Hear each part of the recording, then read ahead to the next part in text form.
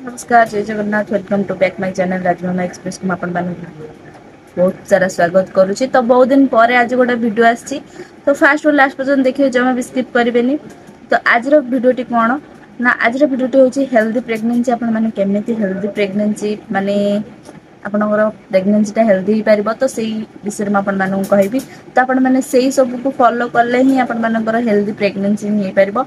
तो से माने जिनस गुड़ा कौन मुझे सहित ये वीडियो माध्यम शेयर करदेवी 7टी लक्षण जो 7टी लक्षण को आप फॉलो करेंगे ताल आपणकर बेबी बेबी पूरा सुस्थ एवं जन्म है सुस्थ पेट भीतर थिले सुस्थ तार किसी भी प्रोब्लेम हम ना। तो सेगुड़ा कौन कौन आज मुझे ये वीडियो माध्यम जनइबी। तो वीडियो भल लगे आप लाइक कमेंट शेयर सब्सक्राइब करें जमा भूलें।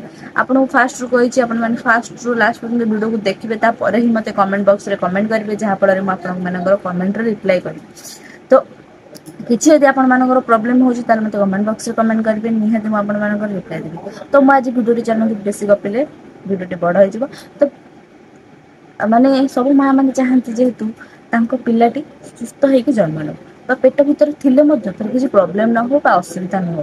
तो सेमती माने आम कौन करवा कौन रूल सब फॉलो करवा तो सर निहाती किसी तो रूल थी ना ना जहाँ रूल कि आपण माने आपण माने जानी नथिबे जानवा निहाती दरकार। तो से विषय में सहित शेयर करी वीडियो रे। तो आप फास्ट लास्ट देखूँ मुझे कौ सब रूल्स विषय कह जमार 7टा लक्षण कहबी बेसी लक्षण कहबी 7टा लक्षण आप फॉलो कर बेबी पूरा सुस्थ हो सब पूरा सुस्थ सबल होगी जन्म ना पेट भीतर तार किसी भी असुविधा हम ना पूरा सुस्थ होगी से बढ़ आगे। तो से 7टी लक्षण कौन मुझे सहित चलतु शेयर करी। माँ मैंने चाहती जेहेतु आम बेबी पूरा सुस्थ सबल हो प्रेगनेंसीटा पूरा गुड्रे चले। तो आपण मैंने निहाती आपण मैंने किसी तो रूल फॉलो करेंगे जोटा कि आग काल बड़ लोक मैंने आमको माने बहुत किसी रूल्स सिखाते। तो रूल्स आमको मानने को पड़ूला। तो सही परिका आपण मैंने किछिटा रूल्स मुझे कहबी जो रूल्स कि आपण खाइबा पीवा प्रति खाइबा पीवा प्रति ध्यान देवे। जदि खाइबा पीवा प्रति ध्यान दे दौरान ताल आपण मानकर किसी भी प्रोब्लेम हम ना। तो से खाइबा पीवा कौन आप खाइबे और कौन आप खाइबे तो सेटा निहाती तो आप मैंने कौ सब आभोएड करेंगे कौ 7टी लक्षण मुझे सहित वीडियो माध्यम जनईदेवी। तो वीडियोटी को फास्ट टू लास्ट पर्यटन आपने देखते देखिले ही आपने जानीपारे जहाँफल आपर बेबी सुस्थ और सबल हो जन्म हो।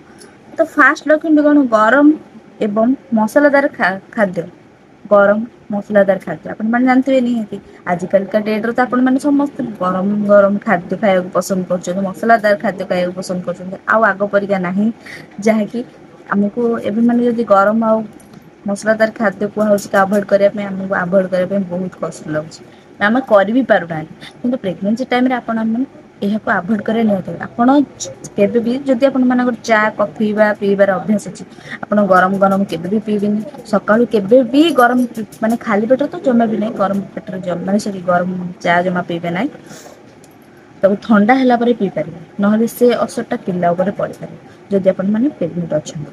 तो आपको जिते पारे अभोड करेंगे कंचा क्षीर पीबे।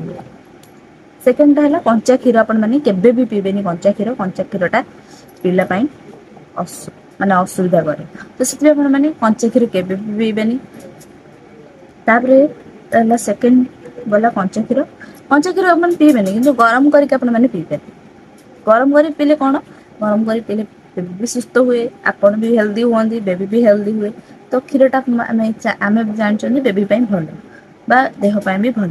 तो क्षीर आप पीबे कि कंचा क्षीर के मिस्टेक भी आप प्रेगनेंसी टाइम जमा भी पीबेनि कंचा क्षीर जहाँफल कि बेबीर प्रोब्लेम हो पाए। थर्ड रे आयरन युक्त खाद्य खाइबे आयरन युक्त खाद्य सब खाइबे पनीपरिया सब आयरन युक्त सब आयरन जिनस सब खाइबे जो अंगनवाड़ी आपने आयरन आनी आयरन टैबलेट सब खाइबे। तो ताकू तो निहाती खाइबे जहाँफल आपण बॉडी रक्त हेल्ली पिला पिला भलसे सुस्थ हम। तो तापर 4 कह कैल्शियम युक्त भी आप खाद्य खाइबे कैल्शियम आयरन माने कंपलसरी आप खाइबे प्रेगनेंसी टाइम समस्त कैल्शियम आयरन खाती तो आपने खाइबे अंगनवाड़ी आपने आनी आयरन कैल्शियम दौरे मेडिकल भी जाऊँच टेस्ट कर मास तो आपको मेडिकल भी डॉक्टर कंसल्ट करेंगे कि आयरन ଆଉ କ୍ୟାଲସିୟମ ଖାଇବା ପାଇଁ। ତ ଆଇରନ୍ ଟ୍ୟାବଲେଟ୍ କ୍ୟାଲସିୟମ ଟ୍ୟାବଲେଟ୍ ଆପଣ ମାନେ ପର୍ଟିକୁଲାର ନିହାତି ସବୁବେଳେ ହିଁ ଖାଇବେ। ତା ସହିତ ଖାଇବା ଦ୍ଵାରା ଆପଣ ମାନଙ୍କର ଦେହରେ ରକ୍ତ ସବୁ ମାନେ ସଞ୍ଚାଳନ ଟା ଭଲ ହବ, ଯାହା ଫଳରେ ବେବି ପ୍ରତି କିଛି ରକ୍ତହୀନତାର ପ୍ରୋବ୍ଲେମ ଆସିବନି, ଯାହାକି ଆପଣ ପ୍ରେଗନେନ୍ସି ଟାଇମରେ ଡେଲିଭରି ଟାଇମରେ ଆପଣଙ୍କର କିଛି ଅସୁବିଧା ନ ହବ। କାରଣ ରକ୍ତହୀନତା ଯୋଗୁ ଆପଣ ମାନେ ୱିକ୍ ହେଇଯିବେ, ଡେଲିଭରି ଟାଇମରେ ଆପଣ ମାନଙ୍କୁ ହିଁ କଷ୍ଟ ହବ। ତ ପିଲାକୁ ବି ତ ପିଲା ପାଇଁ ବି ଅସୁବିଧା ହେଇପାରେ। ତ ଯଦି ବ୍ଲଡ଼ ଦେହରେ ସରକୁଲେସନ ଭଲ ଥିବ, ବ୍ଲଡ଼ ଥିବ ଆପଣ ମାନଙ୍କ ଦେହରେ, ତ ବେବି ବି ଭଲ ହେଲ୍ଦି ହବ ଆଉ ହେଲ୍ଦି ହେଇକି ହିଁ ଜନ୍ମ ନେବ। ଏ ଥିଲା 4। ତ 5 ଆପଣ ମାନଙ୍କୁ କହିବି ତେଲ ଭାଜି ଜିନିଷ ଯେତେ ଆଭଏଡ୍ କରିବେ ସେତେ ଭଲ। ତେଲ ଭାଜି ଜିନିଷ ଆପଣ ମାନେ ଜାଣିଥିବେ, ତେଲ ଭାଜି ଜିନିଷକୁ ଯେତେ ଆଭଏଡ୍ କରିବେ, ବରା ପକୁଡ଼ି ଏଗୁଡ଼ା ସବୁ ଯେତେ ଆଭଏଡ୍ କରିବେ ସେତେ ଆପଣ ମାନଙ୍କ ପାଇଁ ବହୁତ ଭଲ। କାରଣ ପ୍ରେଗନେନ୍ସି ଟାଇମରେ ଗ୍ୟାସ୍ ପ୍ରୋବ୍ଲେମ ଅଧିକ ହୁଏ। ତ ସେଥିପାଇଁ ଆପଣ ମାନେ ପ୍ରେଗନେନ୍ସି ଟାଇମରେ ମାନେ ତେଲ ଭାଜି ଜିନିଷକୁ ଟିକେ ଆଭଏଡ୍ କଲେ ଭଲ ହବ। ଯାହା ଫଳରେ କି ମାନେ ଗ୍ୟାସ୍ ପ୍ରୋବ୍ଲେମ ପ୍ରେଗନେନ୍ସି ଟାଇମରେ ଯେହେତୁ ହୁଏ, ତ ସେଥିପାଇଁ ଟିକେ ପ୍ରୋବ୍ଲେମ ହୁଏ। ତ ସେଥିପାଇଁ ଆପଣ ତେଲ ଭାଜି ଜିନିଷକୁ ଆଭଏଡ୍ କଲେ ଆପଣଙ୍କର ଗ୍ୟାସ୍ ପ୍ରୋବ୍ଲେମ ବି ଟିକେ କମ୍ ହବ। ବେବି ପାଇଁ ବି ଭଲ ଆପଣ ମାନେ ଜାଣିଥିବେ। ତ ଇଏ ଥିଲା 5। ତାପରେ 6 ଆପଣ କହିବେ ଚା ର ସେବନ। ଚା ର ସେବନ ଯଦି ଆପଣ ମାନେ କରୁଛନ୍ତି ବା ଆଗରୁ ଆପଣ ମାନଙ୍କର ପିଉଛନ୍ତି, ମୁଁ ଫାଷ୍ଟ କହିଛି ଗରମ ଗରମ ଜିନିଷ ଜମା ବି ଖାଇବେନି। ଯଦି ଚା ବି ଆପଣ ଛାଡି ଦଉଛନ୍ତି ତାହେଲେ ବି ଆପଣ ଭଲ। ଚା ବି ମାନେ ଯଦି ପିଉଛନ୍ତି ହାଲକା ପିଇ ପାରିବେ, ବଟ୍ ବେଶୀ ପିଇବେ ନାହିଁ ଚା। 2ରୁ 3 ଥର ଯେମିତି କୁହନ୍ତି, ଜମା ବି ନାହିଁ। ଥରେ ସକାଳୁ ଯଦି ଟିକେ ପିଇ ପାରିବେ ତ ଭଲ କଥା, ଟିକେ ବେଶୀ ନାହିଁ ଅଳ୍ପ ଟିକେ କିଛି। ଯଦି ଆପଣ ମାନେ ଛାଡି ଦଉଛନ୍ତି ତାହେଲେ ଆହୁରି ଭଲ କଥା। ଚା ଯଦି ଆପଣ ଛାଡି ଦଉଛନ୍ତି ପ୍ରେଗନେନ୍ସି ଟାଇମରେ ଆହୁରି ଭଲ କଥା, ଯାହାକି ଆପଣ ମାନେ ସୁସ୍ଥ ହି ରହିବେ, ଆପଣ ବେବି ପାଇଁ ବି ଭଲ। ତ ହେଇଗଲା 6। 7 ଇମ୍ପୋର୍ଟାଣ୍ଟ ଟିପ୍ସ। 7ରେ ମୁଁ ଆପଣଙ୍କୁ କହିବି ଲାଷ୍ଟ ମୁଁ କହିଛି 7ଟି କହିବି ଲକ୍ଷଣ, ଯାହାକୁ ଆପଣ ମାନିବେ ଯଦି ଆପଣଙ୍କର ମାନେ ପ୍ରେଗନେନ୍ସି ଟା ପୁରା ହେଲ୍ଦିରେ ହିଁ ଯିବ। 7 ହଉଛି ଖାଇବାରେ ପନିପରିବା, ଫଳ, ଡ୍ରାଏ ଫ୍ରୁଟସ୍ ଆଣ୍ଡ ଏବଂ ଡାଲି ଜାତୀୟ ଖାଦ୍ୟ। ଡାଲି ଜାତୀୟ ଖାଦ୍ୟ ଆପଣ ଯଦି ସେବନ କରୁଛନ୍ତି ତାହେଲେ ମୁଁ କହିଲି ପନିପରିବା ଏବଂ ଡ୍ରାଏ ଫ୍ରୁଟ୍ସ ଆମର ଯେମିତି କାଜୁ, ଆଲମଣ୍ଡ ଏଗୁଡା ଜାଣିଥିବେ। ତ ଆପଣ ମାନେ ସେଟା ସକାଳୁ ଭିଜେଇକି ଖାଆନ୍ତି ଆପଣ ମାନେ ଜାଣିଥିବେ। ବ୍ରସ୍ କରିଦେବେ, ତାପରେ ମାନେ ଡ୍ରାଏ ଫ୍ରୁଟ୍ସ ଯାହା ଆପଣ ଭେଦେଇକି ରଖିଥିବେ ରାତିରେ, ତ ଆପଣ ମାନେ ସକାଳୁ ତାକୁ ଖାଇପାରିବେ। ଯୋଉ ଆଲମଣ୍ଡ, କାଜୁ, ଡ୍ରାଇ ଫ୍ରୁଟ୍ସ ସବୁ ଅଛି ଆପଣ ମାନେ ଖାଇପାରିବେ। କିସମିସ୍ ଏଗୁଡା ସବୁ ଖାଇପାରିବେ। ଯାହାଫଳରେ ପିଲାର ବୃଦ୍ଧି ହବ, ଡ୍ରାଇ ଫ୍ରୁଟ୍ସ ଟା କାମ ଦିଏ। ପିଲା ଯେମିତି ମାନେ ଜ୍ଞାନୀ ହବ ବା ଚାଲାକ ହବ। ପନିପରିବା ଖାଦ୍ୟ ଆପଣ ମାନେ ପୁରା ଭଲସେ ଖାଇବେ।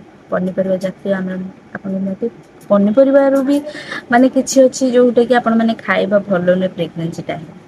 ଆପଣ ମାନେ ବଡ ବଡ ଲୋକମାନେ କୁହନ୍ତି ଏଟା ଖାଇବୁନି, ସେଟା ଖାଇବୁନି, ସେ ପନିପରିବା ଖାଇବୁନି। ସେଟା ମୁଁ କହିଛି ମୋ ନେକ୍ସଟ ବ୍ଲଗରେ ଆପଣ ମାନେ ଯାଇକି ସର୍ଚ୍ଚ କରି ଦେଖିପାରିବେ। କୋଉ ଖାଦ୍ୟ ଖାଇବାନି, କୋଉ ପରିବାଟା ଖାଇବାନି ପ୍ରେଗନେନ୍ସି ଟାଇମରେ, ମୁଁ କହିଛି ଆପଣ ମାନଙ୍କୁ। ତ ଆପଣ ମାନେ ଯାଇକି ଦେଖିପାରିବେ। ତ ତାପରେ ମୁଁ କହିବି ଡାଲି ଜାତୀୟ ଖାଦ୍ୟ ଯେମିତିକି ଆମର ମାନେ ହରଡ ଜାଇ, ବୁଟ ଜାଇ ଏଇ ସବୁ ଖାଦ୍ୟ ଯଦି ଆପଣ ମାନେ ଖାଉଛନ୍ତି ଡାଲି ଜାତୀୟ ଖାଦ୍ୟ ଡାଲମା ହଉ କି ଡାଲି ହଉ, ଡାଲି ଜାତୀୟ ଖାଦ୍ୟ ଯଦି ଆପଣ ମାନେ ଖାଉଛନ୍ତି ତାହେଲେ ଆପଣମାନେ ସୁସ୍ଥ ଏବଂ ଯାହାଫଳରେ ଗର୍ଭରେ ଥିବା ଶିଶୁ ସୁସ୍ଥ ଏବଂ ଗର୍ଭରେ ବିନା କିଛି ଅସୁବିଧାରେ ହିଁ ପିଲାଟି ଆମର କଣ ବଢେ, ଗର୍ଭରେ ବଢେ ବା ଜନ୍ମ ବି ନିଏ। ତ ଆପଣ ମାନଙ୍କୁ ମୁଁ କହିଛି ଷ୍ଟାର୍ଟିଂରୁ କହିଛି ଆପଣ ମାନଙ୍କୁ ଯେତିକି ସବୁ ପ୍ରେଗନେନ୍ସି ରୁଲସ ଅଛି ଆପଣ ମାନେ ଯଦି ସେଇ ରୁଲସକୁ ଆପଣ ମାନେ ଫଲୋ କରିବେ ତାହେଲେ ହିଁ ଆପଣ ଗୋଟେ ସୁସ୍ଥ ଶିଶୁ ଜନ୍ମ କରିପାରିବେ। ତେଣିକି ଝିଅ ହଉ କି ପୁଅ ହଉ ଆମ ପାଇଁ ଦୁଇଟା ଙ୍କ ସମାନ। ଆମେ ଚାହାନ୍ତି ଆମର ଭଲ ସୁସ୍ଥ ସବଳ ଶିଶୁ ଗୋଟେ ଜନ୍ମ ହଉ। ଯାହାର ଶାରୀରିକ ମାନସିକରେ କିଛି ବି ପ୍ରୋବ୍ଲେମ ନ ହଉ। ଆପଣ ମାନେ ଏଇ ସବୁ ଖାଦ୍ୟକୁ ଯଦି ଆଭଏଡ କରୁଛନ୍ତି ବା ଏଇ ରୁଲ ସବୁ ଫଲୋ କରୁଛନ୍ତି ପନିପରିବା ଯେମିତି ଖାଇବା କଥା କହିଲି କୋଉଟା ଖାଇବେ କୋଉଟା ନ ଖାଇବେ ଯଦି ଆପଣ ମାନେ ସେ ସବୁ ରୁଲସକୁ ଆଭଏଡ୍ କରୁଛନ୍ତି ବା ରୁଲସକୁ ଫଲୋ ବି କରୁଛନ୍ତି ଏଇ ଯୋଉ 7ଟି ରୁଲସ କହିଲେ ଆପଣ ମାନେ ଯଦି ଫଲୋ କରୁଛନ୍ତି ଆପଣ ମାନେ ଦେଖିବେ ନିହାତି ଗୋଟେ ସୁସ୍ଥ ସବଳ ଶିଶୁ ଆପଣଙ୍କ କୋଳରେ ଖେଳିବ।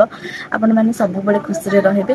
ତ ଏଇ ଭିଡିଓଟିକୁ ମୁଁ ଏଇଠୁ ଇନ୍ କରିବି କାରଣ 7ଟି ଲକ୍ଷଣ ମୁଁ ଆସିଥିଲି କହିବା ପାଇଁ। ତ ବହୁତ ଦିନ ଗୋଟେ ଭିଡିଓ କରି ହଉନି तो ट्राए कर गोटे गोटे भिड आने को तो टाइम होनी कहार कमेंट्स को माने रिप्लाई देवाई जहाँ जी होती जन कमेंट्स भी रिप्लाई करची तो भिडियोटी भल लगे लाइक कमेंट शेयर सब्सक्राइब करने जमा भूलिए पुणी गोटे नुआ ब्लॉग रे आपण सहित आसबि से पर्यंत रहुछि नमस्कार जय जगन्नाथ टाटा।